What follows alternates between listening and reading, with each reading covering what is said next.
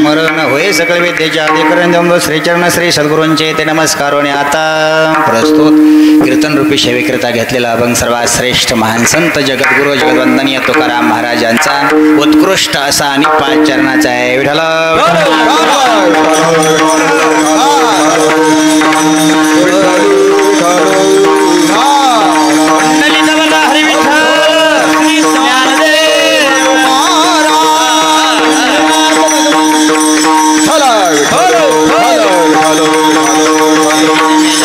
साठी देवा तुझे चरण सेवा साधावया. हरिनाम कीर्तन संताचे पूजन घालो लोटांगण महाद्वारे. सालाबाद प्रमाणे यही वर्षे अखंड नाम सप्ताह हरिभक्ती परायण परमपूज्य आदरणीय वैकुंठवासी अशोकजी दादा बागल यांच्या प्रेरणेने हरिभक्तीपरायण परमपूज्य आदरणीय गुरुवर्य भारतजी महाराज कोकाटे यांच्या मार्गदर्शनाने सर्व जवळचे आसपासचे श्रोते मंडळी टाळकरी मंडळी यांच्या अति सहकार्याने गायनाचारी हरिभक्तीपरायण परमपूज्य आदरणीय हरिभाऊजी महाराज अनंतजी महाराज हरिभक्तीपरायण परमपूज्य आदरणीय मृदंगाचार्य लक्ष्मणजी महाराज आणि आमचे परमस्नेही मृदंगाचार्य आदरणीय प्रमोदजी महाराज यांच्या सहकार्यातून अखंड नाम सप्त्यातला आजचा 5वा दिवस आहे. आणि त्या सेवेसाठी उत्कृष्ट असा तुकाराम महाराजांचा 5 चरणाचा अभंग आहे. विठ्ठला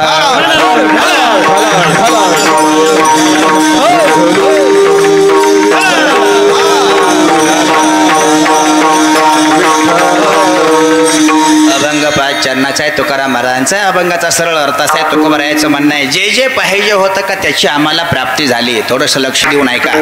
जे जे तुमचं हव्यास आहे का ते आम्हाला प्राप्त झालं. प्राप्त होऊन आम्ही थोडासा त्याचा तिरस्कार केला. आम्ही त्यासाठी जन्म घ्यायची इच्छा बाळगत नाही. जे जे दुर्मिळ आहे त्याची आम्हाला प्राप्ती झाली. प्राप्ती करून तिरस्कार केला. मग तुमचं म्हणणं काय? म्हणणं एकच आहे, कलियुगात पुन्हा जन्म घ्यायची तयारी आहे. कारण काय? कारण एकच आहे, कलियुग कमवायला बरं आहे आणि घालवायलाही बरं आहे. कलियुगासारखं कमवता येत नाही, कलियुगासारखं घालवता येत नाही. त्याचं नाव कलियुग आहे. विठ्ठला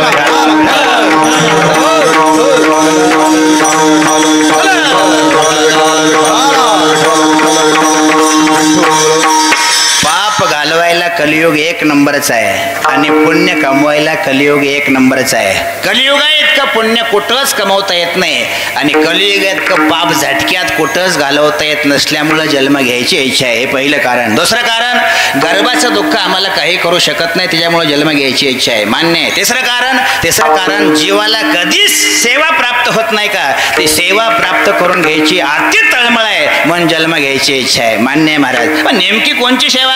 भगवंता तुमच्या चरणाची सेवा अखंड करण्यासाठी जन्माला येणं. मान्य आहे. चरण सेवा करून थांबणार आहे? बिलकुल नाही. मग हरिनामाचं कीर्तन कारण हे तर साखळे आहे. भगवंतापर्यंत पोचायला संताची प्राप्ती व्हावी लागते. संताची प्राप्ती व्हायला हरिनामाची गरज असते. विठ्ठला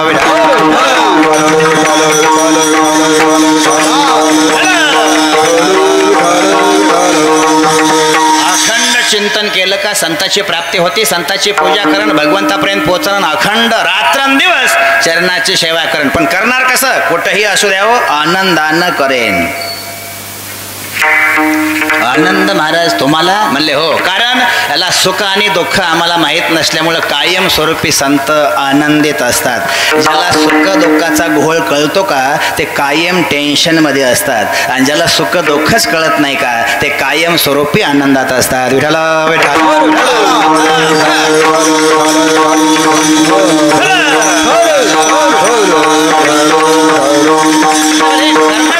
तुकोबरायाचं म्हणणं आहे, आम्ही सायास करणार नाही, अठ्ठास करणार नाही आणि देहावर प्रेम ठेवणार नाही. देहावर उदास होऊन भक्ती करण असा 5 चरणाचा अभंग आहे. 2-2 मिनिटात सांगतो, लक्ष देऊन ऐका. बऱ्याच लोकांचा समज आहे, पुन्हा संताला ज्या अर्थी जन्माला यावं लागलं त्या अर्थी मुक्ती मिळली नाही का, असा पहिला प्रश्न आहे. मी हात जोडून सांगतो, लक्ष द्या. मी पहिल्यांदाच तुम्हाला सांगितलं, जे जे पाहिजे होतं का ते कमवलं आणि नंतर तिरस्कार केला. लक्ष देऊन ऐका. जे आपली रात्रंदिवस धडपड आहे का धन कमवायचे अगोदर सर्वश्रेष्ठ होते. जगाच्या पाठीवर एक नंबर श्रीमंत कोण असतील त्याचं नाव संत आहे. थोडंसं लक्ष देऊन ऐका. आपला गैरसमज आहे, आपल्या ते कानात पक्क झालं. संतांची लेकरं उपवाशी होती, संतांची चूल पेटत नव्हती, संतांची तानातान झाली, संताकडे काहीच नव्हतं, असा गैरसमज आहे. असं संत सांगतात की त्रिभुवनामध्ये एक नंबर श्रीमंत कोण असतील त्याचं नाव संत आहे. विठ्ठला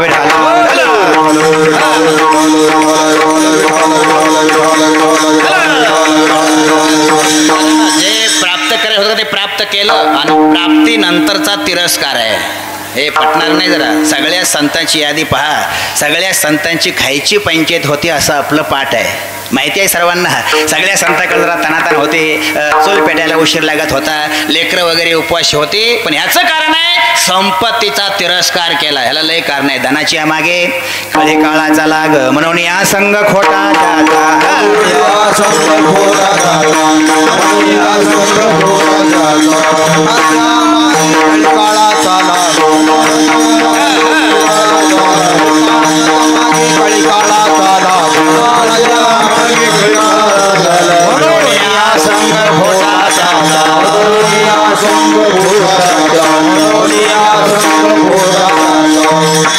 नाही. म्हणून या संघ खोटा त्याचा तुम्हाला मिळलं होतं का? लक्ष देऊन ऐका.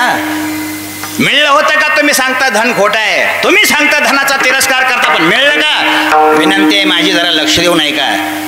अखंड भगवंताच्या सानिध्यात राहणारे नामदेव महाराज पंढरपुरात राहायला आनंदाला पारावार नाही, पण तानातान जास्त होते. मी फक्त संत किती श्रीमंत होते ह्याच्याबद्दल सांगतो. फार तानातान, खायची जरा पंचायत. आणि नामदेव महाराजांची पत्नी राजाबाई एके दिवशी शेर घेऊन शेजाऱ्याकडे गेल्या. अंतर्व्यात उभा राहून हाक मारली, काकू. आतनं आवाज आला, कोण आहे? मी नामदेव महाराजांची पत्नी आहे. काय पाहिजे का? नाही, काही नाही पाहिजे. आता एवढं दरडावून बोलल्यावर पुढचं काही मागल काय? पंगत जेवायला बसले, चपातीवाला टोपलं वर धरून जर गेलं आणि त्याला विचारलं काय पाहिजे, तुम्हाला काय नाही हो पुढं, कशाचीच गरज नाही, नका देऊ काय, पण दरडावू नका.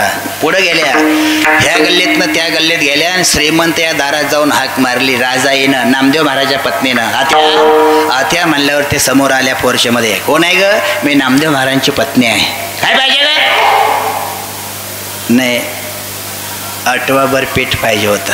इकडे जवळ बोलवला. पोर्चमध्ये गेल्या राजाबाई त्यांच्या श्रीमंताच्या. तर पोर्चला खालनं 9 इंच फरशी सोन्याची होती, भिंतीला 11 इंच सोनं खेळवलं होतं आणि POP 2.25 फुटाची होती सोन्याची. राजाबाईनं बघितलं आणि पुन्हा त्या आत्याकडे बघितलं. आत्या काय हे? म्हणल्या आते. हॉलमध्ये गेलं, अख्खं सोनं. आत्या गेल्या महिन्यात नव्हतं अजून. आते देवघरात नेलं, अख्खे देवघर सोन्याचं. हे आणलं कुठनं? आरडू नको, इकडे. आतल्या खोलीत नेलं, अख्ख्या उतरंडी सोन्याच्या. आत्या काय हे? म्हणशील कोणाला? नाही, अजिबात कोणाला सांगत नाही, पण हे आणलं कुठनं? अगं एक असं झालं की तू बघ बाया, नाहीतर घोटाळा होईल. मी कोणाला म्हणत नाही. अहो, गरीबाचं तोंड बारीक असतं. आम्ही कोणाला कधी काही न बोलणारी माणसं आहे. काही असू द्या, एका होटाचं 2 होट होणार नाही. अगं, आम्हाला एक वस्तू मिळली. कसली वस्तू? ते लोखंडाला लावलं का सोनं होत आहे. लोखंडाला लावल्यावर सोनं होतं. किती दिवसानं? लगेच. लोखंडाला चिटकवलं की सोनं. शेर टाकून दिला नामदेव महाराजा पत्नीनं आणि पाय धरलं. आत्या काय पेट नका वाढू, मग ती वस्तूच दुपार पतूर द्या. आता नेते संध्याकाळी तुमची वस्तू आणून पोच करते, बघ घोटाळा होईल. नाही नाही, घाळ होईल. पांडुरंगाची शपथ घेऊन सांगते, नेहली अशी आणून देते. दया आली तिला दिली, मला वेळ नाही. ते पदराच्या आड मोठ दाखवून असं 2-4 बऱ्या गुंडाळलं. वाड्याच्या पायऱ्या उतरल्या आणि वाड्याच्या पायऱ्या उतरताना एवढा आनंद झाला की राजाबाईनं छाती बडवून सांगितलं, आता माझी लेकरं उपवाशी मरणार नाही. आणि या आनंदाच्या भरामध्ये कशा लावल्यावर काय होत्याच विसरून गेल्या. घरी आल्या तर कशाला लावल्यावर काय होतं पत्ताच नाही ना. एकच डेरा होता, डेरा पाण्याचा. बाहेरनं घासून बघितलं, काहीच होईना. थोड्या नाराज झाल्या,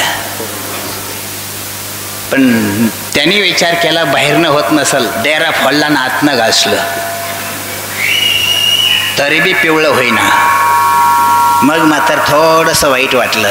नामदेव महाराजा पत्नीने सांगितलं, पांडुरंगा काय श्रीमंताने गरीबाला कधी मदत करू नये. लक्ष देऊन ऐका बरं का. श्रीमंताला गरीबांना कधी मदत करू नये, आणि जर मदत करायची वेळ असेल का तर खरी मदत करावी, खोट्या वस्तू देऊ नये. द्यायला पाहिजे होतं, खोटं फसवलं मला.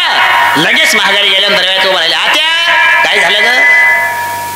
फसवलं व गरीबाला. म्हणजे अर्धा तास त्या डेऱ्याला घासलं, सोनं नाही झालं. येडेस म्हणजे अगं डेऱ्याला खापराला घासून होत असतं का? मग लोखंडाला घासावं लागतं. मग तर म्हणलाव का पुन्हा माघारी आल्या. लोखंडात सोनं केलं, आपल्याला वेळ नाही. 10-5 पत्रे मोडले, 10-5 पोरं गोळा केली, सुंदर स्वयंपाक केला. आनंदाला पारावर नाही. मोठा मंडप दरवाजात दिला. सडा सारवण, रांगोळ्या, केळीची खुंट, नारळाची पानं, जी कधीच उष्ण वाढत नव्हती ती सडा टाकायला आली. जी मोहगम बोलत होते का पांडुरंगाच्या नादाला लागून नसतो मेळ लागत. अशी लेकरं उपास मारायची वेळ येते, ती रांगोळी काढायला होते. अर्धा तास झालं, नामदेव महाराज आले. नामदेव महाराजांनी घर ओळखलं, मध्ये आले. राजाबाईने टाइम भरून दिला, विना खुंटी लाडकावला, घोंगडं टाकलं, ताट वाढलं. वेळ कमी आहे आणि ताटावर बसले, पदार्थ बघितले नामदेव महाराजांना आणि पत्नीला विचारलं, होय ग काय इकडे काय झालं? हे खवा. हे आणलं कुठनं? करा चालू. आपण अडचण काय? अडचण काहीच नाही, चालू करा. चालू करा म्हणल्यावर ताट माघारी ढकलून पुन्हा विनंती केली, खरं सांग कुठनं आणलंय? खरं सांग कुठनं आणलं? तेव्हा लबाड बोलायचा रिवाज नव्हता. नामदेव महाराजा पत्नीने सांगितलं, महाराज एक शेजारणीनं वस्तू दिली आणि त्याचं सगळं सोनं केलं आणि अख्ख्या सोन्याचा बाजार आणला. बघू वस्तू कुठं आहे? वस्तू नामदेव महाराजांनी मुठीत घेतली आणि चंद्रभागेत फेकून दिली. जरा लक्ष देऊन ऐका. कधीच ज्याला पाहवत नव्हतं त्या दोघी चौघी जी जी वस्तू होती तिच्या घरी गेल्या.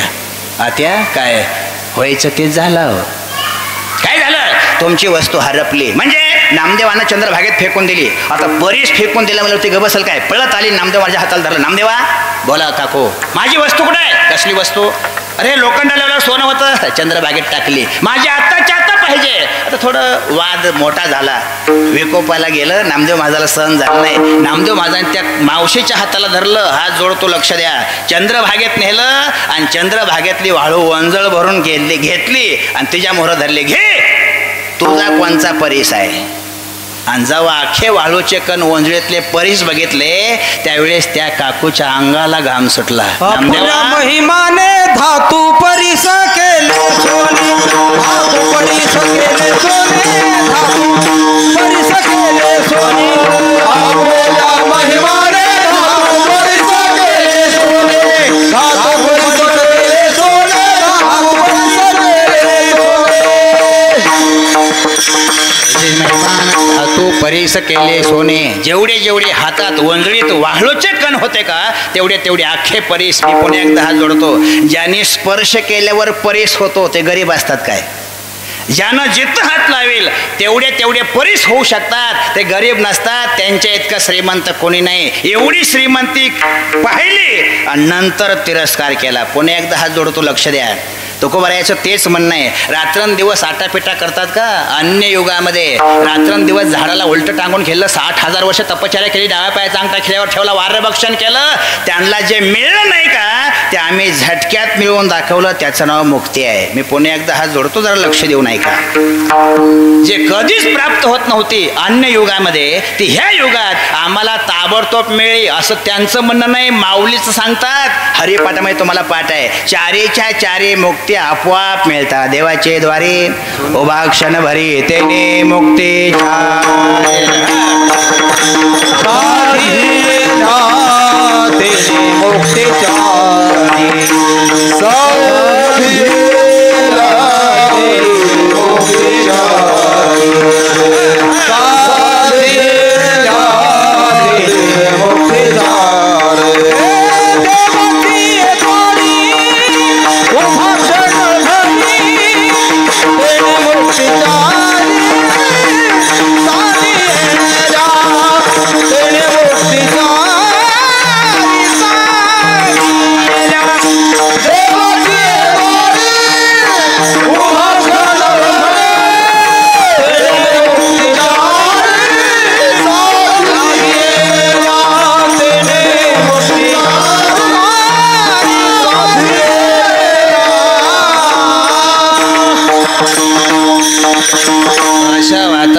चारी मुक्त्या ताबडतोब प्राप्त आपोआप मिळल्याशिवाय राहत नाही इतकी पावर ह्या योगात आहे. नाही मान्य आहे तुम्हाला मुक्ती मिळली हे बी खरं आहे. तुम्ही मुक्त्या तिरस्कार करता हे बी खरं आहे. पण जन्म घ्यायची इच्छा का बाळगता? थोडंसं पुन्हा एकदा हात जोडून माझी विनंती आहे, लक्ष देऊ नाही का. तुकोबरायाचं म्हणणं आहे नरदेह फार दुर्मिळ आहे, अशी त्यांचीच व्याख्या. नरदेह फार दुर्मिळ आहे. नरदेह दुर्लभ जान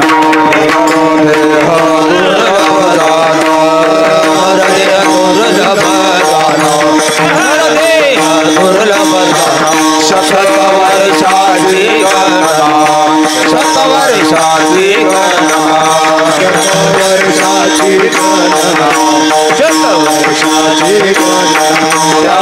मध्ये दुःख यातना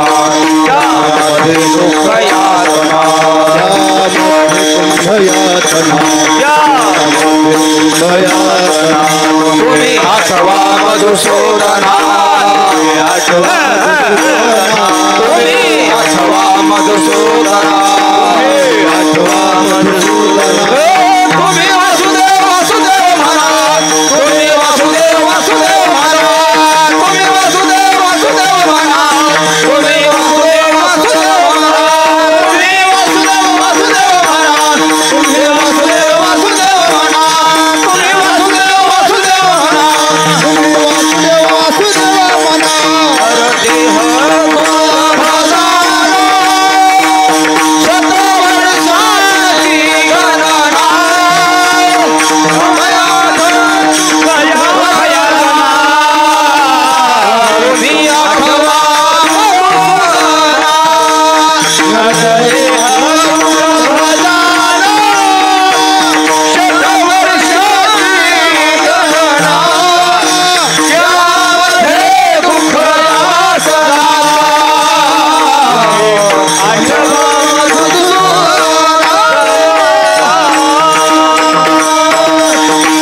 देह नरदेहाची प्राप्ती नाही. 100 वर्षाचं आयुष्य आहे आणि 100 वर्षाच्या आयुष्यात कायम दुःख आहे. एक ही जीव कलियुगा सुखी नाही. जो देखे तो दुखिया बाबा. बघण्याचा भाव फक्त वेगळा आहे. माझी हात जोडून विनंती आहे, आपले नजर फक्त ताणते. नजर एखादं सुद्धा बरं नाही. संसारामध्ये फक्त नजर पळवते. पळ पुढं बरं आहे, पळ पुढं बरं आहे, पुढे गेल्यावर चांगलं आहे, अजून पुढे गेल्यावर चांगलं आहे. तो का म्हणे उंच वाढे उंचपणे. तुम्ही जेवढं जेवढं संसारात पुढं जाल का तेवढं तेवढं दुःख जास्त आहे आणि जेवढं जेवढं संसाराच्या बाजूला याल का तेवढं तेवढं दुःख कमी आहे. मी पुन्हा एकदा हात जोडतो. जेवढं जेवढं संसारात जास्त गुंतल जाल का तेवढं तेवढं दुःख जास्त आहे आणि जेवढं जेवढं थोडं अलिप्त झालं का दुःख आहे पण तीव्रता कमी आहे. इतकं दुःख आहे आणि पुन्हा जन्म घ्यायची इच्छा आहे. हो, कारण आम्हाला दुःख काही करू शकत. ह्याला लय कारण आहेत, मी सांगतो. आम्हाला जन्म घ्यायची इच्छा आहे, दुःख आम्हाला काही करू शकत नाही. हे बरं झालं. पण 9 महिने गर्भात दुःख असतं असंही तुमचं म्हणणं आहे. नाके तोंडी क्रमिकडे विष्टालेप चहूकडे गर्भवासाचे दुःख गाडे कोणापुढे सांगावे. 9 महिने फार दुःख आहे गर्भात आणि तुम्ही पुन्हा जन्म घ्यायचं म्हणता. तुकाराम महाराज सांगतात आम्हाला गर्भाचं दुःख काही नाही, अजिबात काही करत नाही. गर्भवासी दुःख नाही येता जाता. हृदया सता नाम तुझे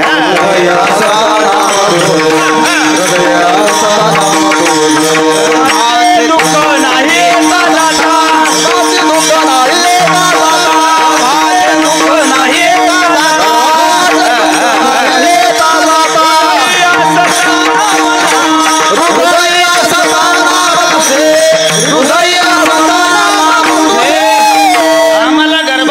काही करू शकत नाही. हृदय असता नाम तुझे गर्भवासी दुःख नाही येत. आता गर्भाच्या भेन ऋषी मुक्त झाले.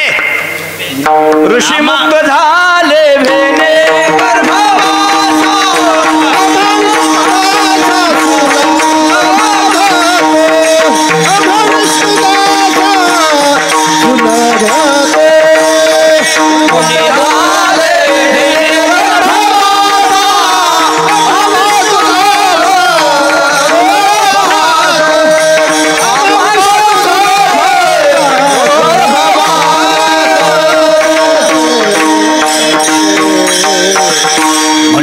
झाले भेने गर्भवासा, पण आम्हा विष्णुदासा सुलभ तो सोपा गर्भवास. नाही हे बी पटलं, पण एक सांगा, एवढ्या अडचणीतून तुम्ही जन्म घ्यायचं म्हणता, ह्याला कारण काय? एकच कारण सांगतो, हे कलियुगामध्ये देव होता येतं, हे पहिलं कारण आहे. लक्ष देऊ नाही का? कलियुगात माणसाला देव होता येतं. देव काही अडचण नाही. देव पाहावयाशी गेलं का देव होता येतं, इतकी पावर आहे. दुसरं, पुण्य किती कमवता येतं हे ह्याचं मोजमाप नाही. पुण्य कमवायचे साधनं कलियुगात बरे, उपायाशी येते वाण नाही. किती उपाय आहेत, किती पर्याय आहेत, किती मार्ग आहेत. भजनानं पुण्य वाढते हे तुम्हाला पाठ आहे, सर्वांना पाठ आहे. हरिमुखे म्हणा, पुण्याची गणना कोण करी. एक भजन केलं का पुण्य वाढतं कलियुगामध्ये, असं संतांचं म्हणणं आहे. पण भजनाचा दुहेरी फायदे आहे, थोडंसं लक्ष द्या. एक पुण्य वाढवून देतो भजन, आणि दुसरं पाप नष्ट करतं, त्याचं नाव भजन. भजनानं दुहेरी फायदा, पाप नाहीच होतं आणि पुण्य वाढवून मिळतं. महाराज काय आम्ही हे ऐकलेलं आहे. काय ऐकलंय? भजनानं पुण्य वाढतं, भजनानं पाप जातं. हे पाडबे आहे आम्हाला. मग म्हणणं काय, चौथी पिढी आमची भजनात आहे तरी आमचा मेळ लागत नाही, याचं कारण काय? थोडंसं लक्ष देऊ नाही का? भजनानं पुण्य वाढतं हे खरं आहे, आणि भजनानं पाप जातं हेही खरं आहे. पण बराच दिवस आम्ही ह्यात आहे तरी पुण्य वाढल्यासारखा बी अंदाज येत नाही, आणि पाप गेलं असेल असंही वाटत नाही. नेमका घोटाळा काय? माऊलीचं म्हणणं आहे, तर जरा अडचण आहे भजनात. काय अडचण आहे? सगळ्या संतांनी बंधन घातलं भजनाला. मी पुन्हा एकदा हात जोडतो, भजन इतकं सोपं नाही असं संतांचं म्हणणं आहे, आणि संतांचंच म्हणणं आहे भजन इतकं दुसरं काही सोपं नाही. विठाला विठाला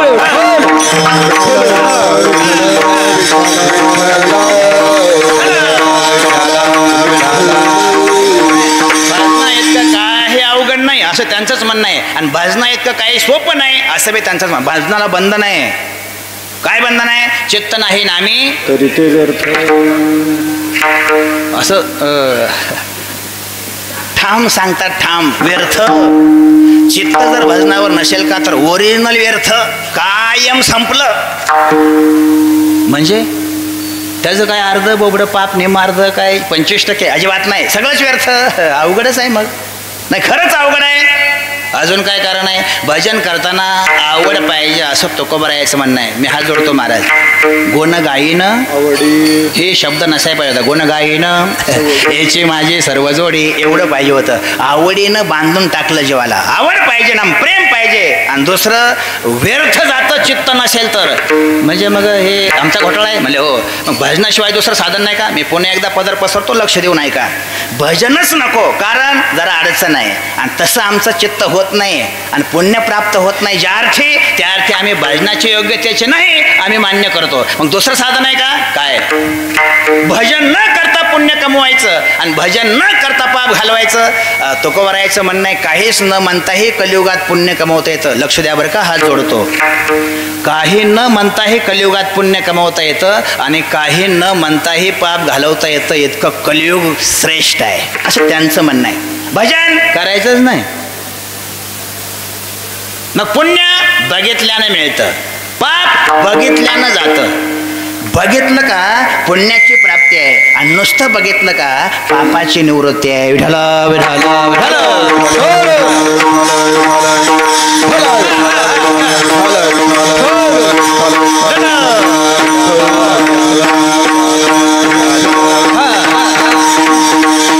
चंद्रभागा डोर, बोला बोला बोला. चंद्रभागा डोर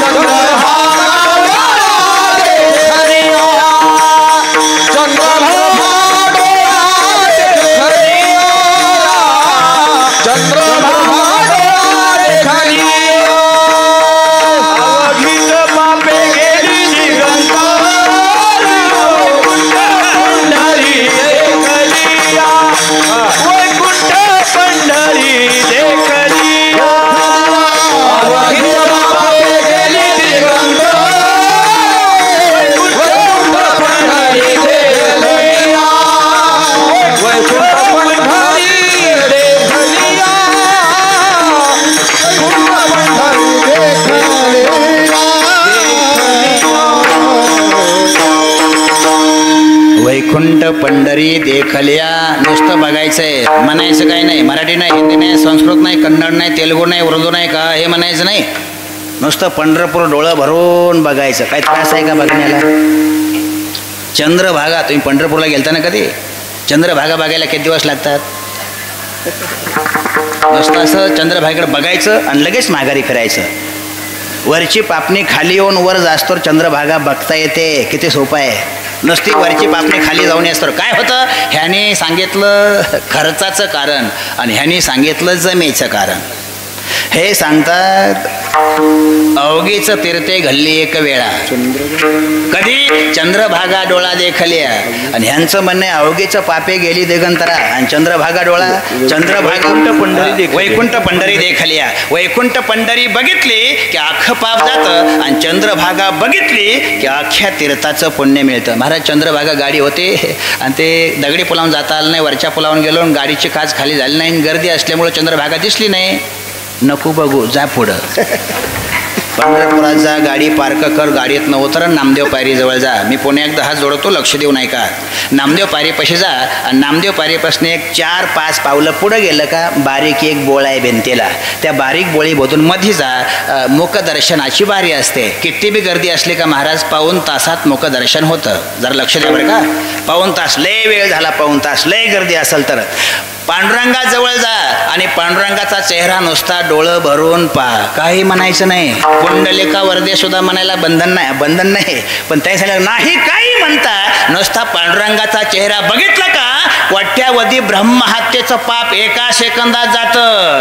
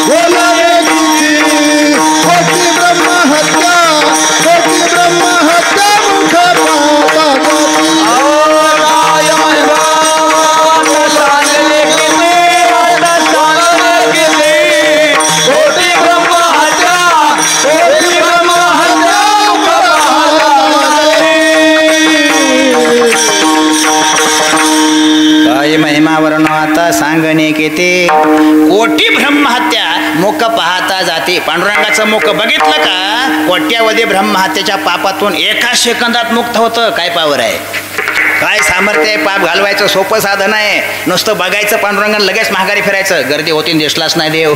माघारी ही माघारी. आणि मंदिराला उजव्या बाजूनं प्रदक्षिणा घेऊन जा. नामदेव पायरीपासून 40 पावलं पुढं गेलं का 40 पावलं चढ आहे आपल्या भाषेत. जरा उंच वाटा आहे प्रदक्षिणा मार्गात. त्या उंच वाट्यावर जा आणि सरळ ह्या दिशेला पहा. पांडुरंगाचा कळस दिसतो. त्या चढावर उंच वाट्यावर गेल्यावर नुसता कळस पहा. नुसता बघायचा, काही म्हणायचं नाही. कळस बघितल्यावर काय होतं? मने मोक्ष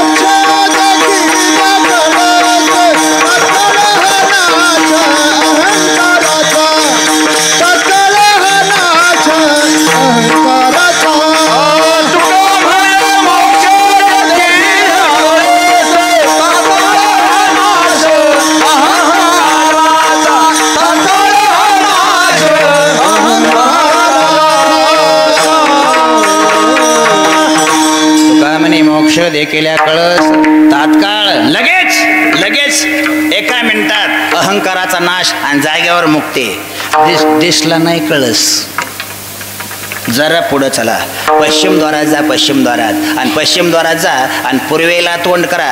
पांडुरंगाच्या मंदिराची मागची भिंत नुसती डोळं भरून पहा. नीट ऐका. मी पुणे एकदा हात जोडतो. नुसती डोळं भरून भिंत मागचे बघायचं. काय होतं मागची भिंत बघितल्यावर?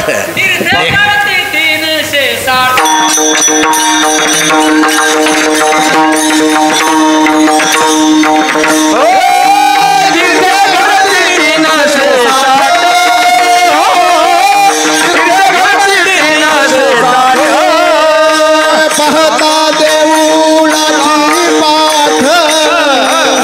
तीर्थे घडती 360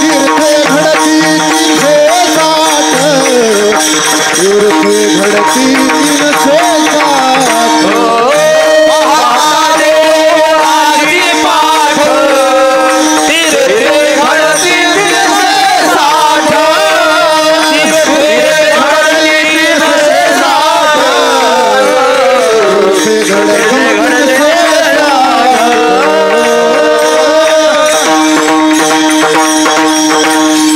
360 भिंत पहा देखता रावळाची पाठ तीर्थे घडती 360 360 तीर्थाचं पुण्य एका सेकंदात पदरात पडतं एवढी पावर आहे. बास करा. पुण्य जातं पुण्य येतं पाप जातं पुण्य येतं पाप जातं पुण्य येतं बघण्याने मिळतं भजनाने मिळतं. पण ह्याचा फायदा काय? एकाच मिनिटात सांगतो, हात जोडून लक्ष द्या. ह्याचा एकच फायदा आहे, देव होता येतं. बाकी काही नाही. ह्या फायद्यानं धन मिळत नाही, ह्या फायद्यानं घर मोहरं जात नाही, ह्या फायद्यानं श्रीमंत होता येत नाही. ह्या फायद्यानं एकच करता येतं, देवाच्या जाग्यावर उभा राहता येतं. एवढी पावर ह्याच्यात आहे. मी वेळ नाही पण तरी 2 मिनिटात सांगतो. दीपोळीचा सण होता. दीपवाळीचा फायदा, दीपोळी सण होता. नामदेव महाराजाला आईनं हाक मारली. नामदेवा बोल आहे. कोणीकडं? मंदिरात चाललंय. बोल काय अडचण आहे का? अरे आपल्या दीपोळी आहे. घाबरले जरा, कारण दीपोळी म्हणल्यावर मोठा बाजार आणि मोठी यादी देणार, आपल्याकडे पैसे नाही, नाराज झाले. दीपोळीला काय असतं का? नाही तसं काही नाही, पण दीपोळी त्याचं नाव आहे. साधू संत येते घरा तोची चांगली माणसं घरी जेवायला येणं त्याचं नाव दीपोळी आहे. लक्ष देऊ नाही का? आता नाही, आता चांगली नाही घरची माणसं जेवायला नाही, चांगल्याचं कुठे घेऊन बसला. आपलं दीपोळीत अख्खं घर तिकल्या लोकांना भरलं. ती साडूची 2 पोरं, मेहुण्याची 2 पोरं. आपली लांब गेले, दूर गेले. साधू संत कुठे भेटणार आहे? आणतो 2 आणतो साधू. बरं वाटलं. नामदेव महाराज बाहेर आले, पण बाहेर आल्यावर विचार केला साधू हुडकण्यापेक्षा देवाला बोललं तर परत माघारी गेले. आई काय देव आणू का? अरे चालेल, बरं झालं. राऊळात गेले, हाक मारली. पांडुरंगा बोल. नामदेवा. आई म्हणली. काय म्हणली आई? नाही तिचं म्हणणं आहे काय? आमच्या सण आहे. कसला? दीपोळीचा. बरं मग? नाही आईचंच म्हणणं होतं की चांगली माणसं घरी जेवायला पाहिजे. मग तुझं म्हणणं काय? नाही माझं म्हणणं काय नाही, आईच म्हणली. नीट ऐका. देव जरा विनंती केली. नामदेवा आई म्हणली, आई म्हणली, आई म्हणली 4 वाऱ्या, नेमका काय घोटाळा आहे? तू का म्हणत नाही? नामदेव महाराज सांगतात, मी म्हणून जर तू आला, पदर पसरतो, लक्ष द्या, मी म्हणून जर तू आला का तर माझी हेतून पुढच्या बऱ्याच पिढ्या गर्वानं वाया जाण्याची शक्यता आहे. मी म्हणतो म्हणून नाही, मग आई म्हणते. काय म्हणली आई? नाही तिथंच म्हणणं होतं की दीपावली दिवशी तो आमच्या घरी आला असता तर येईन. बरं वाटलं. कधी? 9 वाजता. नामदेव महाराज म्हणले मला माहीत होतं. काय माहीत होतं? मोठी माणसं गरिबाच्या घरी येत नसतात. आणि उघड नाही म्हणण्यापेक्षा 9 वाजता असतं का रे? दीपावली कशाला म्हणतात? तुझं म्हणणं काय? माझं म्हणणं आहे पहाटे 5 वाजता ये. जनाबाईनं गौऱ्या गोळा करून ठेवलेत आणि आईनं हंडा घासून ठेवलाय. 2 तांबे आंघोळ कर आणि 2 घास खाऊन ये. इतक्या लवकर जमणार नाही, कारण इथं अभिषेक असतात ना, काकडा चालू असतो. आणि मी इथं नसल्यावर घोटाळा होईल ना. मला माहित होतं मोठी लोक येत नसतात, नुसतं होई म्हणत असतात. नाही खरंच येईन, पण इथं कोण उभं राहणार? मग तशी अडचण असेल तर मी उभा राहीन ना. मी हात जोडतो. मी लय मोजकं सांगितलंय. आणि त्यांच्या जागेवर नामदेव महाराज उभा राहिले आणि पांडुरंग स्वतः नामदेव महाराजांच्या घरी गेले. याचं एकमेव कारण आहे देव होता येतं, इतकी पावर आहे. हे पटलं. देव होता येतं, पुण्य कमावता येतं, पाप घालवता येतं. एवढं करण्यासाठीच आम्ही पुन्हा जन्म घेऊ. अभंगाचं पहिलं चरण. मी जन्माया देवा मी जन्माया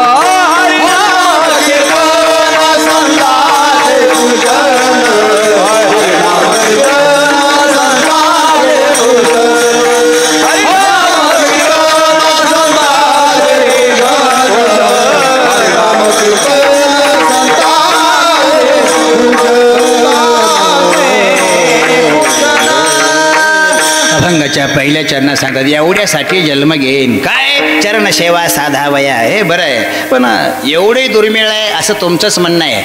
भगवंत बघायला फार सामर्थ्य लागतं आणि चरणापर्यंत जाणार कसं? आणि तुम्ही तर ती इच्छा घेऊन जन्म घ्यायचं म्हणता. तुकोबारायाचं म्हणणं आहे तशी नाही मिळले तर आमची इस्टेट आहे. जर लक्ष देऊ नाही का, अशी जर चरणसेवा नाही मिळली का तर आमची वल्लार्जित इस्टेट आहे, त्याच्यात कोणी ढवळाढवळ करणार नाही. काय केलं? आमच्या आजोबाने हेच केलं, पंजोबांना तेच केलं आणि माझ्या वडिलांनी बी तेच केलं आणि आमच्यासाठी इस्टेट तयार करून ठेवली. माझ्या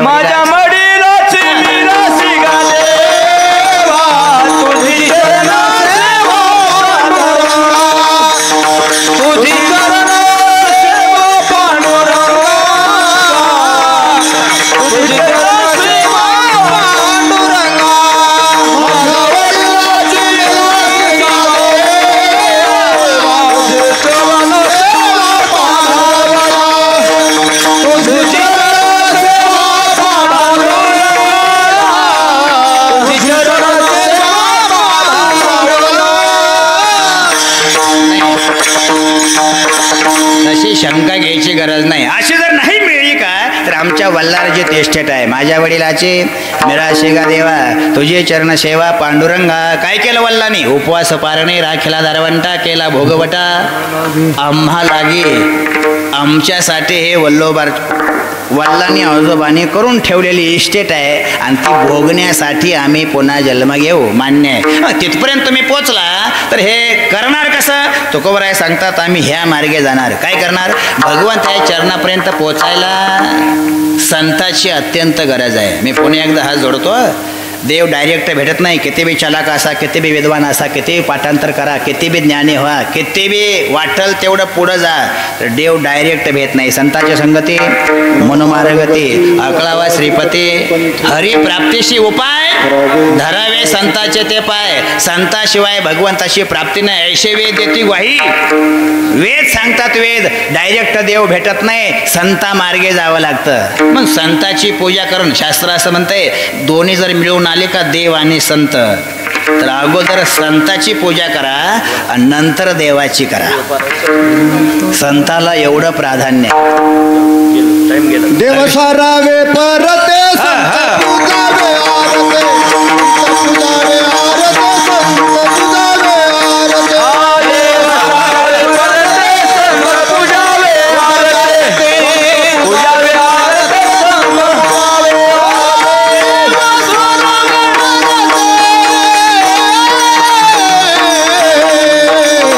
देव सारावे परते संत पूजावे आरते, संत पूजावे आरते, संत पूजावे आरते.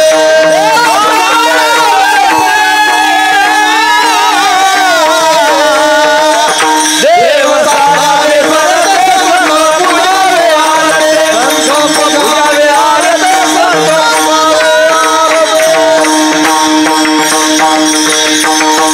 देव पाठीमाग ढकला आणि संताची पूजा करा. संताशिवाय भगवंताची प्राप्ती नाही. संत महान आहेत कलियुगापुरतं. मी पुन्हा एकदा हात जोडतो. साधू थोर जाणं, साधू थोर जाणं, साधू थोर जाणं कलियुगी. कलियुगात संताशिवाय भगवंताची प्राप्ती होत नाही म्हणून संताची पूजा करण. अजून काय करणार? महाद्वारात लोटांगण घालन. हरिनाम कीर्तन संताचे पूजन, हरिनाम कीर्तन संताचे पूजन, हरिनाम कीर्तन संताचे पूजन, हरिनाम कीर्तन संताचे पूजन, हरिनाम कीर्तन संताचे पूजन, हरिनाम कीर्तन संताचे पूजन, हरिनाम कीर्तन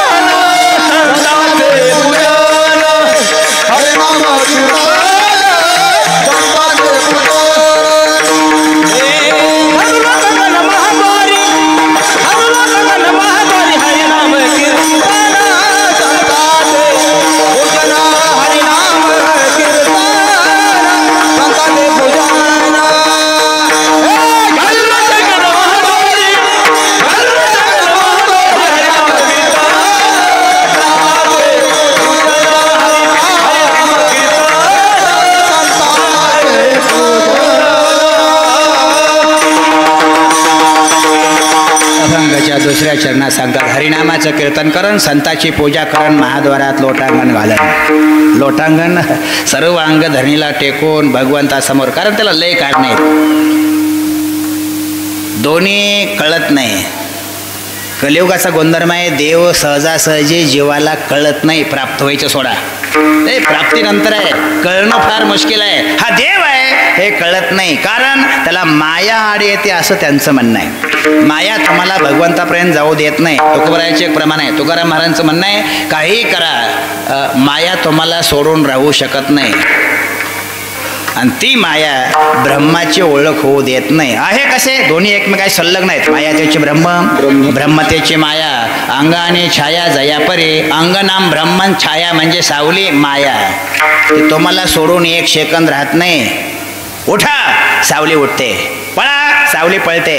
तुम्ही रस्त्यानं चाला, सावली भिंतीवरनं चालते पण मिट्टी सोडत नाही. काही पर्याय करा, सावली नष्ट होत नाही. लक्ष द्या बरं का, हात जोडून माझी विनंती आहे. सावली नष्ट होत नाही. तुम्ही घरी आता जा, भिंतीकडे तोंड करा, पाठीमागं बल्ब चालू करा, भिंतीवर सावली पडली का तिला सांगा देवाची ओळख करून घेण्यासाठी तू एक आडकाठी आहे म्हणून जोरास बुक्की मारा, काही परिणाम होत नाही. कात्रीनं कापा, सावली कापत नाही. नीट ऐका बरं का, मेणबत्ती धरा, सावली पेटत नाही. तुकोबारायांचं म्हणणं आहे, काही पर्याय करा, सावलीवर परिणाम होत नाही. तोडीता न तुटे, सारिता निराळी, पण संपल्याशिवाय पर्याय नाही. संपते कधी, लोटांगणात तळे.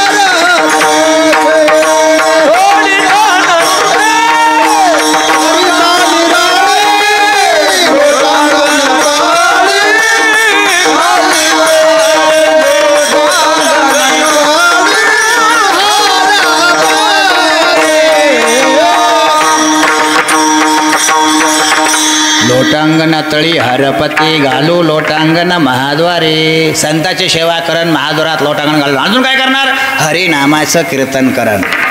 कीर्तन म्हणजे काय, पुन्हा पुन्हा पुन्हा भगवत नामाचा उच्चार करणं, त्याचं नाव कीर्तन.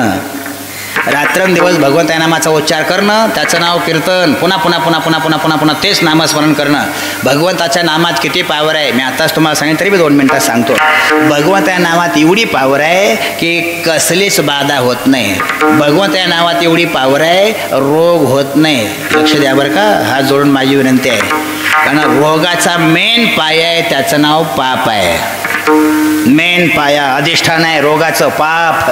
तो का म्हणे, पापे येते रोगाची या रूपे, रोगाच्या रूपानं पाप येतं. आणि नामात इतकी ताकद आहे, तुमचं पाप समूळ नाहीसं करते, यामुळे आजार रोग होत नाही. याच्यापेक्षा अजून काय फायदा आहे, यम येत नाही इतकी पावर आहे. यम धर्म सांगे दोता, यम धर्म सांगे दोता,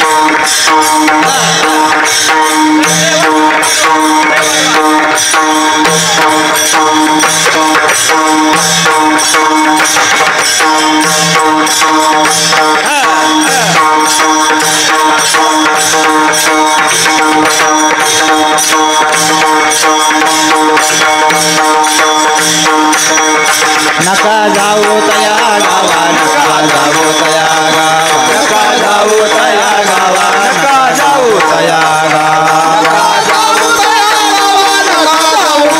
गावा, नका जाऊ तया गावा, नका जाऊ तया गावा.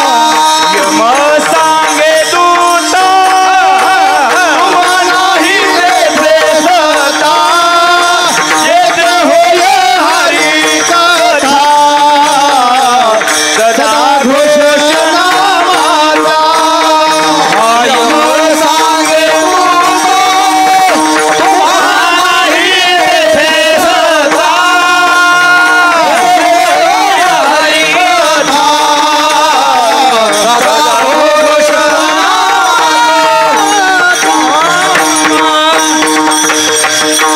नका जाऊ तया गावा, नामधारकाच्या शिवा. तिकडे जाऊ नका रे. कुठं? जिथं भजन चालू आहे तिथं. अजून काय फायदा आहे? देवाचं बी काही चालत नाही, इतकी पावर त्याच्या नावात आहे. नीट ऐका, 2 मिनिटात सांगतो. हे यम, काळ, रोग, आजार, पीडा, बाधा, हे हरिपाठात तुम्हाला सर्व माहित आहे. पळे भूत बाधा काही शिल्लक राहत नाही. पण देवाला जर वाटलं ह्याला बघतोस तर त्याचं बी काही चालत नाही, इतकी पावर त्याच्या नावात आहे. देवाला जर एका दिवशी राग आला का बघतो ह्याला, नाही काही चालत. कशावरनं? 2च मिनिटात सांगतो. रामप्रभू लवाजमा घेऊन अयोध्येमध्ये आले. 1 महिनाभर उत्सव होता, आनंदाला पारावर नाही. फार मोठा उत्सव. आणि त्या उत्सवात सहभागी होण्यासाठी इतका आनंद, इतका आनंद, इतका आनंद. ऋषी मुनी, तपस्वी, गण, गंधर्व, यक्ष, किन्नर, देव देवता सगळे हजर होते रामाचा सत्कार करण्यासाठी. 14 वर्ष वनवास भोगला, आता गावाकडे आले. खूप उत्साह होता. विश्वामित्राचं आगमन झालं. दरवाजात विश्वामित्र बघितले आणि राम आसनावरून उडी टाकून पळाले. दर्शन घेतलं विश्वामित्राचं. आनंदाला पारावा नाही. या महाराज बसा. बसले आसनावर. आणि रामाने दर्शन घेतलं. आणि रामाने दर्शन घेतल्यावर एकमेकाला वानराने थोडंसं खुणवलं. अरे काय, कोण आहे? म्हणलं बायो, अरे आपण ज्याचं दर्शन घेतो ते त्यांचं. ते म्हणले आपल्याला काय देणं घेणं आहे? राम पाया पडले. म्हणलं आपल्याला पाया पडाय काय हरकत आहे? 10-5 वानरं लाईनला उभा राहिले त्यांच्या दर्शनाला. 5, 50, 200, 1000, 2000, 5, 10,000, 25,000 वानर लाईनला उभा राहिली त्यांचं दर्शन घ्यायला. आणि त्याच्या पाठीमागून हनुमान चालले होते. हनुमंताने मागच्याला विचारलं काय घोळ आहे? म्हणजे कोणतरी असे ऋषी आहेत त्यांच्या दर्शनाला. हनुमंत बी लाईनला उभा राहिले. थोडंसं लक्ष द्या. हनुमंत लाईनला उभा राहिले. नारदाने बघितले आणि नारदाने येऊन हनुमंताला डवसलं. जय हरी. हनुमंत म्हणे जय हरी. नाश्त्याची रांग आहे काय? हनुमंत म्हणे तुम्हाला खाण्याशिवाय याडच नाही काय? नाश्ता बिष्टा काय नाही? मग कोणतं ऋषी आले तर त्यांच्या दर्शनाला चाललोय. ऋषी म्हणल्यावर थोडंसं नारद मागं सरले आणि हनुमंताला बजावलं. तुम्ही म्हणल्यावर हनुमंत घाबरले. हे बोलण्यातला घोळ आहे. नीट ऐका. पुढचा माणूस आर्य नाही, हे बोलणं कारणीभूत आहे. पुढचा माणूस आर्य आणाय नजर कारणीभूत आहे. आणि पुढचा माणूस आर्य आणायला हावभाव कारणीभूत आहे. आपोआप पुढचं आर्य येतं. मी रात्री मला सांगितलं तुमचा वाजवणार घेऊन या. मी म्हणलं बरं. मी फेटा बांधा गेलो त्याला लावण चालू कर. तिथं 2 होती वाजवणारी. त्यांनी माझ्या वाजवणाला गाठलं. जय हरी. आमचा म्हणला जय हरी. कुठला आहे? ते म्हणला महाराजासंग आलोय. सप्त्याला. ते म्हणला राहता नाही माघारी जायचोय. गातो काय? नाही म्हणला. मग वाजवतो. पकवाज एवढंच म्हणलं. ती माझ्याकडे पळत आलं. काय झालं? आपल्या पुढची आहे ती राव मला मेळ लागू द्यायची नाही. हे बोलण्यातला घोळ आहे. तुम्ही असं थोडं वाईट वाटलं ना हनुमंत. मला काय झालं? ते विश्वामित्र कोण आहेत माहिती का? कोण? ते होऊन ते झाले आणि त्यांचं दर्शन तुम्ही घ्यावं. हनुमंताला लाईनच्या बाजूला काढलं. लक्ष द्या. आणि तेच नारद विश्वामित्राकडे गेले. जय हरी. विश्वामित्र जय हरी. मला वाटत नव्हतं बोलून घेऊन अपमान करतील म्हणून. विश्वामित्र म्हणजे झालं काय? मी सहज म्हणलो एका वानराला असं असं दर्शन, असं असं भलतंच बोललं म्हणलं ते. आता विश्वामित्र म्हणजे आपल्यावर नाही, फार सामर्थ्यशील. बोलवा रामाला, शाप देईन. राम पळत आले दर्शन घेतलं. शांत व्हा महाराज, जो वानर तुम्हाला काय म्हणलाय का, मी त्याचं एका बाणात मुंडकं उडवीन असं रामाने म्हणायला आणि हनुमंताने ऐकायला. हनुमंत म्हणले मेलो रे, आता जिवंत राहत नाही. लटलट लटलट कापू लागले हनुमंत. एवढ्यात नारदाने पुन्हा हनुमंताला गाठले. जे हरी. हनुमंत म्हणले अजून आलाव काय, चांगलं शिकवी जावं राव म्हणले लोकांना. मी नंबरला उभा होतो, दर्शनाला चाललो होतं, बरं होतं वातावरण. मला लाईनच्या बाजूला काढलं, तिकडं जाऊन कळ लावले. आता राम एक बाणी आहे, बाण वाया जात नाही आणि माझं मुंडकं राहत नाही. हनुमंता काय घाबरू नको, धीर धर. आता संपलं काय, धीर धर, मी आहे ना. तुम्ही काय करणार आहे, तू नदीवर जा, आसन घाल आणि भजन चालू कर. बाण आल्यावर मी आहे, पळ. ताणून लावलं आणि पळून गेले हनुमंतन. मग नारायण तेव्हा ते वानर पाळलं का, हं ती म्हणलं होतं बघा. एका बाजूला विश्वामित्र, एका बाजूला नारद, मध्ये राम निघाले. आता वचन दिलं तर मोडा येत नव्हतं. जवळ आले पण हृदय भरून आलं. हनुमंतानं रामाने विचार केला, वानर कोण आहे माहीत नाही, पण वानरामुळं सीता मिळली. वानर जर नसते का तर सीतेची प्राप्ती झाली नसेल. त्याच्यावर बाण चालवायची वेळ आली, पण पर्याय नव्हता ना. चला, जवळ आले. हनुमंत नदीवर गेले, आसन घातलं, श्रीराम जय राम जय जय राम भजन चालू केलं. असा पुन्हा दम भरला विषाव. सोडा बाण. भाताड्यातनं जड अंतकरणाने बाण काढला, धनुष्याला लावला, कानाडी ओढली आणि बाण सनसन सनसन सनसन करत गेला आणि 10 फुटावर जाऊन बाण थांबला. बाणानेच हनुमंताला विचारलं, जय हरी. हनुमंत म्हणले, जय हरी, आपल्या आपल्यात काय गोंधळ आहे. हनुमंत म्हणले, लोकाचं ऐकून झालंय, आणि मी काय करू, हाय असं महागारी जा.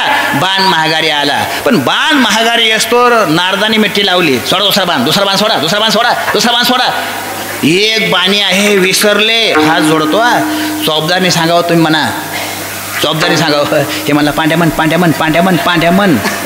ती माणूस शेती असतो, त्यांनी त्याला म्हणायला लावलं. तसं दुसरा बाण 50 फुटावून आला. तिसरा सोडला, गेल्यावणी केलं, भातड्यात येऊन बसला. धनुष्य बाण भातड्यात टाकून दिलं. रामा काय एक बाणीपणा कुठे गेला. राम सांगतात, धिक्कार असो माझा, माझा एक बाणीपणा नष्ट केला, पण तो आहे कोण. नारद सांगतात, हनुमंत. वाचला कसा, त्याच्या नावात, तोंडात देवा तुझं नाव आहे. जिथं तुझं नाव आहे का तिथं एक बाणीपणा हे नष्ट करायची ताकद असल्यामुळं हरिनाम कीर्तन, हरिनाम कीर्तन, संताचे पूजन, घालो लोटांगण महाद्वारे विठोबा.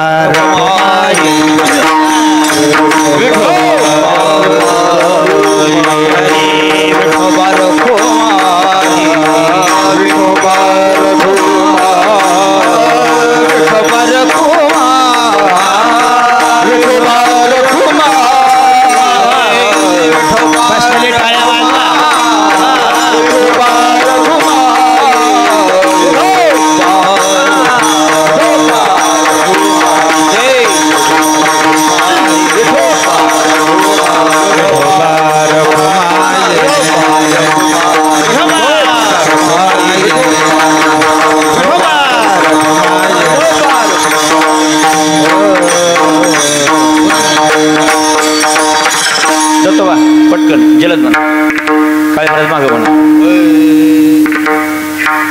घेईन मी जन्म यासाठी देवा,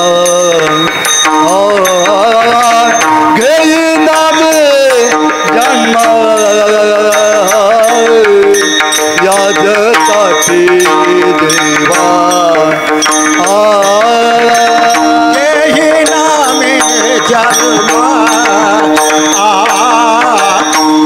यासाठी देवा,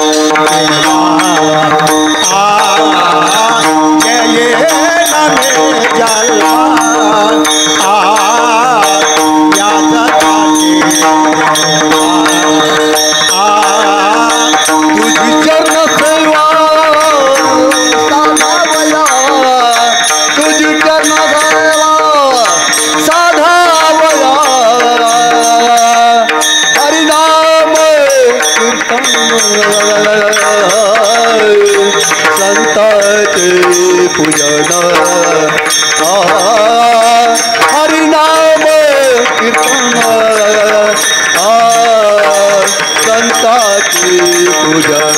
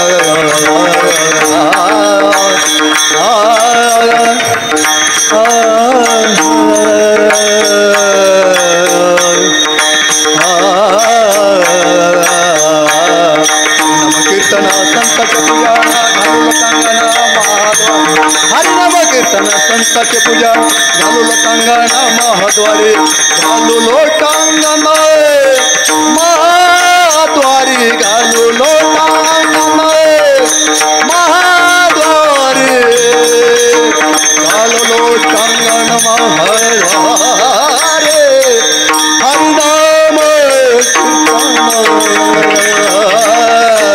संताचे हरिनाम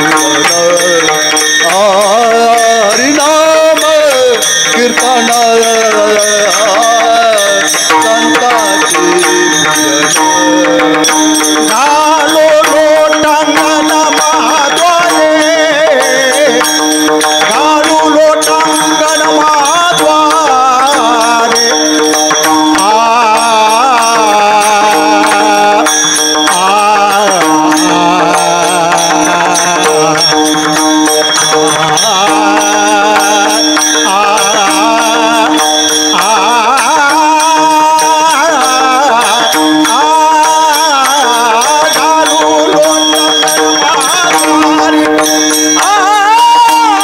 घालो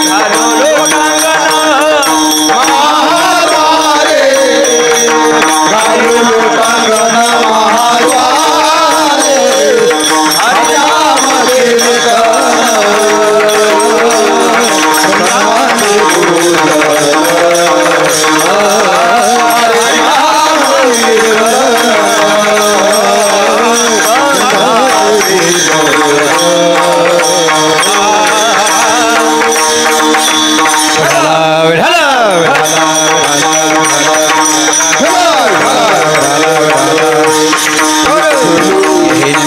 यासाठी देवा तुझे चरण सेवा साधावया हरिनाम कीर्तन संताचे पूजन घालू लोटांगण महाद्वारी एवढं करण मान्य आहे पण एवढी सेवा करण एवढं भजन करण एवढं नामस्मरण करण महाद्वारात लोटांगण घालन ह्याला करणार कसं तो कवराय सांगतात आनंदानं करण 2-2 मिनिटात सांगतो लक्ष द्या आनंदानं हे जुनं शब्द आहे सुख शांती समाधान आनंद हे आता नाही आता अस्थिर माणसं आहेत सगळे बेचैन उगचं जुनं सोललं नवं घेतलं त्याच्यामुळं अस्थिर झाले जीव अस्थिर फार अस्थिर झाले बघण्यात फक्त कपडे चांगले असल्यावर ह्यांचं बरं आहे असा फार मोठा गैरसमज आहे बेचैन आहेत बेचैन जीवनाची अशी दशा झाली प्रत्येक जीवाला एकाही जीवाला आनंद नाही आता एकाही जीवाला समाधान नाही आता सुख तर बघायला नाही सुखच माहिती नाही धडपड त्यासाठी आहे काय मिळालं पाहिजे पैसे कशासाठी सुखासाठी एका जीवाला नाही मी पुन्हा एकदा हात जोडतो ज्यासाठी जे करायचं आहे का त्यातून जर त्याची प्राप्ती होत नसेल का तर ते करणं व्यर्थ आहे असं संतांचं म्हणणं आहे लक्ष द्या बरं का हात जोडून माझी विनंती आहे सुखासाठी जर पैसे कमवत असताल का तर त्या पैशानं सुख मिळत नसेल का तर ते धन व्यर्थ आहे तुमचं काही फायदा नाही मुलासाठी रात्रंदिवस आटापिटा करून चिकाटीनं धन कमवून ठेवलं आणि त्याच मुलांना जर वृद्धाश्रमात नेऊन सोडलं तर त्या धनाचा फायदा काय फायदा आहे केलं कशासाठी संत सांगतात आम्ही कायमस्वरूपी आनंदित आहोत नाही कळत तर अजून 2 मिनिटात सांगतो ते आनंद कधी मिळतो ज्याला सुखन दुःख कळत नाही का ती कायमस्वरूपी आनंदात असतो सुख बी माहीत नाही दुःख सुख आलं तरी तसंच आणि दुःख आलं तरी तसंच बरे झाले देवा वेळ नाही आपल्याला दिवाळ निघलं बरं झालं दुष्काळ पडला बरं झालं पत्नी मेली बरं झालं सगळं संपलं बरं झालं सगळं होतं तरी बी बरं होतं आणि सगळं गेलं तरी बी बरं होतं मी हात जोडून सांगतो लक्ष द्या तसलं नाही कळत सोपं सांगतो ज्याला भाजीत मीठ कमी असतं कळत नाही का ते सटकावून जेवत आहे हे व्यवहार आहे आणि ज्याला कळतं का ते चापचीत जेवत आहे. मी रात्री कार्यक्रमाला गेलो, जरा उशीर झाला जायला. ते मंडपात 2 जण होते. तुम्ही आजचे महाराज, हां चला जेवायला. चला. ती पुढं मी मागं, ती पुढं मी मागं, 2-4 जण गोळा झाले. इकडं 2 जण बसली भारी कपड्यातली, इकडं 2 जण बसली भारी कपड्यातली, मी मध्ये बसलो. ते चांगला स्वयंपाक होता, पण ते त्या कशातच मीठ नव्हतं. कसंही सरलं काही कल्पना नाही. मी पाणी फिरवलं, पुंडलिका झालं, एक घास मोडून तोंडात घातला. पण हेकली दोन्ही भारी कपडे, त्यांनी लगेच वाटीतली भाजी ताटात वतली आणि 1.5 भाकर कोसकरली. मी पुन्हा हेकल्याकडे बघितलं, त्यांनी मी चालू केलं. आता मीठ नाही म्हणावं तरी भारी कपड्यातली खात्यात कशी. आता मीठ मागावं तर आपण येड्यात निघणार ना. ते लगेच म्हणणार या आजचं कीर्तन फेल गेल्याशिवाय राहत नाही, त्याला मीठ कळत नाही.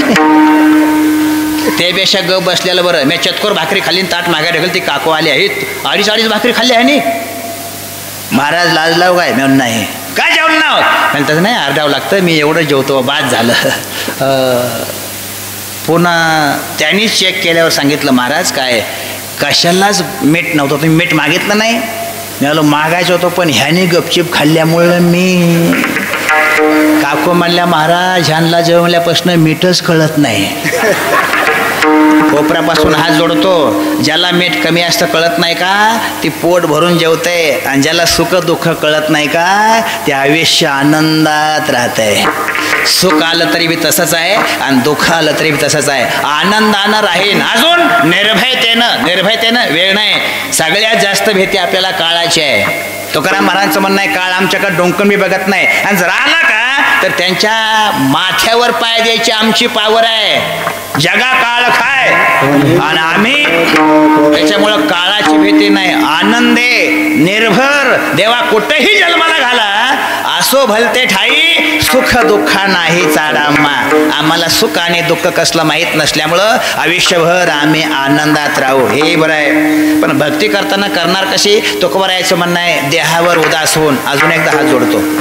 देहावर उदास झाल्याशिवाय भक्ती घडत नाही असं संतांची व्याख्या आहे. भक्त ऐशे जाना असं त्यांचं म्हणणं आहे. जे देही उदास झाल्याशिवाय भगवंताची प्राप्ती होत नाही. देहावर प्रेम केल्यावर देवाची प्राप्ती कधीच होत नाही. देह जावो अथवा राहो असं त्यांचं म्हणणं आहे. देह गेला तरी चाल असं नसलं कळतं. आमच्याजवळ एक कुर्मदास नाव आहे, संत आहे कुर्मदास, ऐकून असेल नाव. संत शिरोमणी सावता महाराजांच्या थोडंसं उत्तरेला 3 किलोमीटर कुर्मदास म्हणून संत आहेत. आमच्याजवळ आहे 4 किलोमीटरवर लवळला. कुर्मदासांनी नुसतं कीर्तन ऐकलं, पांडुरंग इच्छा पूर्ण करतो, गुडघ्यापासून पाय नाही आणि कोपरापासून हात नाही. लोटांगण घेत आले, अख्ख्या शरीराला जखमा झाल्या आणि त्या धुरुळ्यानं फुफुट्यानं जखमा बऱ्या झाल्या. त्यांना भेटायला पंढरपुरातनं पांडुरंग आले. कारण देहावर इतकं उदास झाल्याशिवाय भगवंताची प्राप्ती नाही. देहावर उदास होईन. अजून काय करणार? बिगर सायासाचा परमार्थ करणार. बिगर सायास म्हणजे अठ्ठास करणार नाही, दगडाच्या टाळ्यामधून असं त्यांचं म्हणणं आहे. मी लहान होतो महाराज, लहान जरा वाळवंटाला कार्यक्रम असायचे पूर्वी असं 80च्या आसपास. आणि ते वाळवंटाला कार्यक्रम, इकडं 2-250 टाळकरी, इकडं 2-250 टाळकरी. आणि ते माईक नव्हते त्या काळात. चौबदारनं हेतून सांगायचं, अमक्या गावचे म्हणा, ते तिथले म्हणायचे. काही आटास नव्हता, काही सायास नव्हता. आता साया जास्त झाला, नसावा असं म्हणणं नाही, पण अतिशोक्ती होत असेल का तर तो सायास कमी करायला हरकत नाही. मी पुन्हा एकदा हात जोडतो.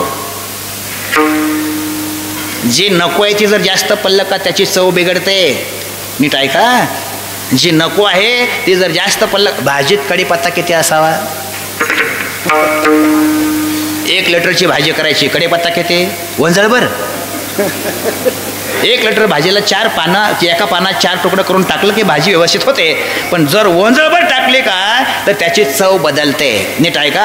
आती झालं का कुठल्याही क्षेत्रामध्ये तर तिथपर्यंत पोचता येत नाही. अनेक सायास न करी, हे महत्वाचं आहे. पुढचं आहे का? आसक्ती धरणार नाही. म्हणजे तुझ्याकडून देवा काय मागणे, एवढी सेवा केली, एवढी दिंडी काढली, एवढा परमार्थ केला, एवढं केलं आम्ही, एवढं अन्नदान केलं, एवढ्या बदल्यात आमचं एवढं कर, असं कधी चुकून तुझ्या समोर हात पसरणार नाही. कधीही काही न मागता देहावर उदास होऊन परमार्थकरण हेही पटलं. मग ज्या अर्थी तुम्ही एवढा आटापिटा करता, मुक्ती मिळली नाही का? आमच्या घरी कामाला आहे, अभंगाचं शेवट चरण आहे. मोक्षा मग घरी कामारी ते मोक्ष मोक्ष घरी कामारी ते दासी मोक्ष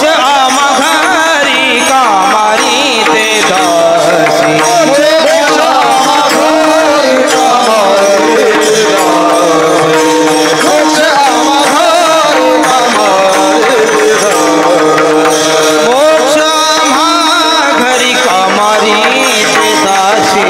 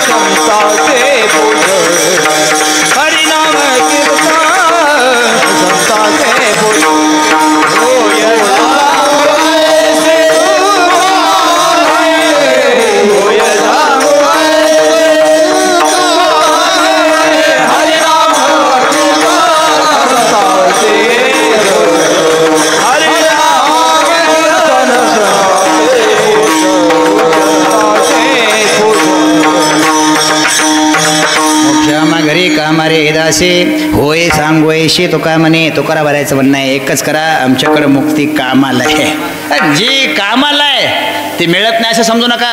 आमच्याकडे मुक्ती कामाला असताना आम्ही तिरस्कार केला. मोक्षपद तुच्छ केले या कारणे आम्हा जन्म घेणे योगायोगी तुच्छ मानलं. मुक्तीला तुच्छ नको, आम्हाला त्याची गरज नाही. कारण आम्हा जन्म घेणे योगायोगी पुन्हा पुन्हा जन्माला यायचं असल्यामुळं आम्हाला मोक्षाला थोडंसं बाजूला घ्यावं लागलं. आम्ही मोक्ष नाही असं नाही, मिळल्यानंतरचा त्याग आहे. आम्हाला मुक्ती मिळली नाही समजू नका. मुक्ती आमच्या घरी कामाला आहे, मान्य आहे. मुक्ती सहजासहजी मिळत नाही. मी पुन्हा एकदा हात जोडतो. संसारावर तुळशीपत्र ठेवावं लागतं, आयुष्यभर भजन करावं लागतं मुक्तीजवळ यायला. संसाराच्या एकदा मध्ये गेला का भगवंताची संतांची आयुष्यभर गाठ पडत नाही. ह्याचा अर्थ संसार करू नका असं नाही, संसारातच राहा, जीवन अनमोल आहे. हा जोडून माझी विनंती आहे. नरदेह पुन्हा मिळत नाही, योगायोगानं मिळाला आणि भगवंताने सगळं बरं दिलंय. दिले इंद्रिय हात पाय कान, हे सगळं भक्ती करण्यासाठी दिलं, संसार करण्यासाठी नाही. भक्ती अवडंबर आहे, भक्ती अवघड आहे, भक्ती सोळावरची पोळी आहे, भक्ती फार भयानक आहे. लय आटापिटा करावं लागतो, का हे करावं लागत नाही. ठाईचं बैसोनी करा एक चित्त आणि आवडी अनंत अळवावा. 1 तास सकाळी आणि 1 तास संध्याकाळी रामकृष्ण हरी म्हणा. 2च मिनिटात सांगतो, 1 तास. ले काही करावं लागत नाही. 1 तास सकाळी स्नान झालं की एका जागेला बसा आणि 1 तास रामकृष्ण हरी म्हणा. आणि संध्याकाळी झोपताना 1 तास रामकृष्ण हरी म्हणा. कलियुगात नामाशिवाय पर्याय नाही. नामानं मुक्ती मिळते इतकी पावर कलियुगात आहे. 1 तास नाही जमलं, अर्धा तास सकाळी आणि अर्धा तास रामकृष्ण हरी म्हणा. नामाशिवाय पर्याय नाही हो. गांजून गेले जीव आहोत आपण संसाराच्या अधीन गेल्यामुळं. नेमकं काय चाललंयच कळत नाही. प्रत्येकाला आजारानं ग्रासलेलं आहे, त्याचा बी उपभोग घेता येत नाही ना. साखर असून बिन साखर चहा प्यावा लागतो, तेल डब्यानं आणून बिन त्याला असं भाजी खावी लागते, खचून चांगले गहू भरलेले असताना सुद्धा भाकरी खावी लागते. काही राहिलं नाही. ह्याचं एकमेव कारण पाप जास्त झालं. मी पुन्हा एकदा हात जोडतो बरं का. जसं जसं पाप वाढेल का तसं तसं दुःख जास्त वाढत असतं. आणि पाप कमी करण्याचं कलियुगातलं सोपं साधन आहे भगवंताचं नाम. नाही पटणार, मी माफी मागून पुन्हा एकदा सांगतो. पैसे नसतील तर चालतील असं महाराज म्हणणं आहे संतांचं. सगळंच पैशानं जमतं असं नाही. जिथं पैसे महागार घेतात तिथं पुढं येतं त्याचं नाव पुण्य आहे. धनानं हातबल व्हावं आणि त्यानं स्वीकार करावा त्याचं नाव पुण्य. धन महागार घेतं, कितीही कमवा, धन करेपर्यंत टिकत नाही. एकुलता एक मुलगा होता, 2 मिनिटात सांगतो. एकुलता एक, 22 वर्ष वय होतं, खेड्यातला मुलगा आहे. मोटरसायकल नवीन दसऱ्या दिवशी आणली. मोटरसायकल मुलगा बसला, 22 वर्षाचा आहे. बापाने सांगितलं बरं काय राजू सावकाश, घाबरू नका मी आहे. गेलं, रस्ता क्रॉस करायचा होता. जरा जास्त गर्विष्ठ असल्यामुळे त्याला वाटलं मी पास करन. इकडून 10 टायरची गाडी आली, इकडून 10 टायरची गाडी आली, दोन्हीमध्ये सापडलं. मोटरसायकलचा पापुडा झाला आणि 25 फुटावर जाऊन मुलगा पडला. दोघं चौघं गोळा झाली, ॲम्ब्युलन्स बोलली, मोठ्या दवाखान्यात दाखल केलं, माईबापाला हजर केलं. आई डोकं मांडीवर घेऊन बसली, बाप पाय हातात घेऊन बसला. दोघांनी बी डॉक्टरला हात जोडले. साहेब एकुलता एक मुलगा आहे, मुबलक पैसे आहे, पैशाला कमी नाही, किती पैसे जाऊ द्या पण मुलाला काय होता कामा नये. आम्ही आहे 25 लाख गेले. पुन्हा डॉक्टरला बजावलं, साहेब पैसे किती बी जाऊ द्या, मुलगा वाचला पाहिजे. पुन्हा 25 लाख गेले. 50 लाख गेल्यावर डॉक्टर घाबरला आणि सेवकाला सांगितलं ह्यांना कॅबिनमध्ये बोलवा. डॉक्टरच्या कॅबिनमध्ये हे मायबाप गेले आणि डॉक्टरला दंडवट घातला. साहेब आम्हाला बोलवलं? म्हणले हो.